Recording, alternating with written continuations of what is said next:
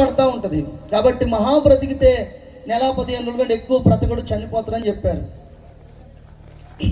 ఆ మాటలు విన్న మా మేస్త్రి గారు కంగారు పడిపోతే, అలా కాదండి, ఓ 10,000 రూపాయలు ఖర్చు పెడతాను, నేను కాక మొన్న తీసుకొచ్చాను, లేనిపోయిన నా మీద పడుతుంది, కొంచెం వైద్యం చేయండి బాబు అని అంటే, 10,000 కాదు కదా 10 లక్షలు ఖర్చు పెట్టిన ఇతను బాగుపడ్డు, 10 రూపాయల మందులు కూడా నేను రాయిని తీసుకెళ్ళిపోమని చెప్పారు.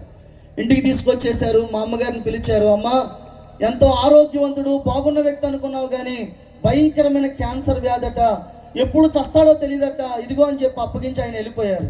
మా అమ్మ ఒక మంచం వేశారు, నన్ను పడుకోబెట్టారు. ఆ రోజు మొదలుకొని తగ్గిన తుమ్మిన నోట్లోంచి రక్తం పడతా ఉండేది. ఒక గిన్నె తీసుకొచ్చి మా అమ్మ పక్కన పెడితే అందులో వాంతులు చేసుకుంటూ ఉండేవాడిని. ఓ 10 రోజుల వరకు మా అమ్మగారు నాకు దగ్గర రావడం, అన్నం తినిపించడం, స్నానం చేయించడం, పడుకోబెట్టడం, ఇవన్నీ పనులు చేసేవారు.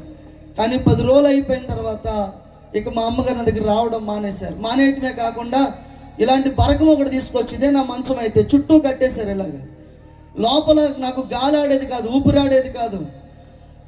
ఎందుకు రోజు వచ్చే మా అమ్మ రావట్లేదు తెలియదు, ఎందుకు రోజు నాకు అన్నం తినిపించేది, చక్కగా మాట్లాడేది, ఎందుకు మాట్లాడితే తెలియదు. ఇదివరకు చూడండి, ఫ్రిడ్జ్లు ఇవి లేని కాలంలో ఉట్టి తెలుసు కదా మీకు, ఉట్టి, అలాంటి ఉట్టి తీసుకొచ్చి ప్లేట్ అందులో పెట్టి గ్లాస్తో నీళ్లు పెట్టి దూరంగా నిలబడి కర్రతో లోపలికి అందించేది. అందుకుందాం కదా చేయి చాపే లోపల ఆ గ్లాసు నీళ్ళు అందులో ఒలికిపోయి మొత్తం అంతా నీళ్ళు అయిపోయి తినడానికి ఆధారం ఉండేది కాదు. ఏడ్చిన రోజునే కానీ ఆడవని రోజు లేదు.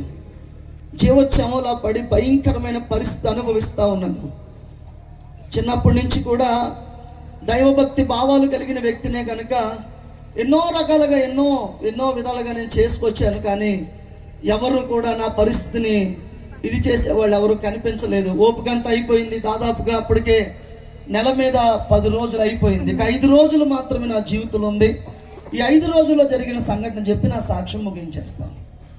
పిల్లల, నేను ఆ మంచం మీద అలాగా జీవోత్సవంలో పడి ఉన్నాను. నా మంచం చుట్టూ భయంకరమైన రక్తపు వాంతులు. ఎవరైనా వచ్చి ఏదైనా ఒక మంచి మాట చెప్తారేమోనని ఎదురు చూస్తూ ఉండేవాడిని.